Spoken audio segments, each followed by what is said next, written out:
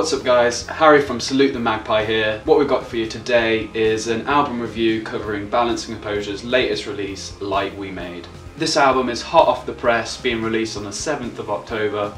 All us guys at STM were really looking forward to hearing it, so let's get straight into it. The first glimpse that we got of this album was from the release of the single Postcard back in August. At first this track did receive a little bit of backlash from the fans. This is because they did change their production techniques on the drums, sounds a bit programmed, but this is just people freaking out about change really. In my opinion, it shows a great evolution of the band sound, true to Charmander to Charmeleon evolution.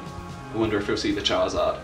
Light We Made was produced by Will Yip, who also produced the previous album, The Things We Think Are Missing. Will Yip has also worked with artists such as Title Fight, Super Heaven, Turnover, Citizen, all great acts, and on each album he puts his own unique style into the production. Balance themselves has said that they work really well with Will Yip. They've got chemistry and you can hear this shining through the album. One of the first observations you can make from this album is it's a lot more mellow than the previous releases from Balance and Composure. John Simmons' vocals still deliver on the lyrical content, pensive verses, catchy choruses. There's a lot less shouty passages, but this makes it focus more on the darker elements of their music. This album sits firmly within the emo / post-hardcore kind of scene that's bursting out at the moment. This effect gives a kind of shoegaze feel, which just blends all the sounds together, so in some of the songs creates more of a soundscape, if you will. Each track is really strong in its own right, but I'd say you get the most listening pleasure from listening from start to end and immerse yourself in the whole album. Standout tracks to note will be Midnight Zone and Spinning, which are the first two tracks. This sets the whole mood for the rest of the album. For a Walk is another really interesting track. It contains really simple but effective use of guitars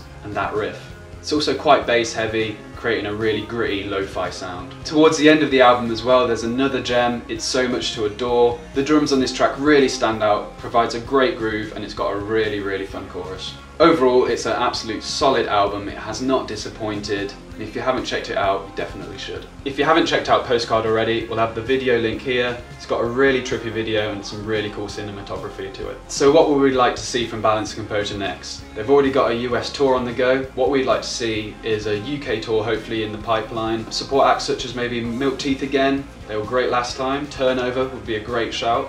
Let us know what you guys think. Who would you like to see support them on the UK tour? What have you thought of the album yourselves? So drop us a comment, we'd love to know what you think. So that's a wrap for today guys. If you enjoyed the video, give us a thumbs up, subscribe if you're new. We've got Facebook, Twitter, Instagram, hit us up on there. Until next time, I've been Harry from Salute the Magpie.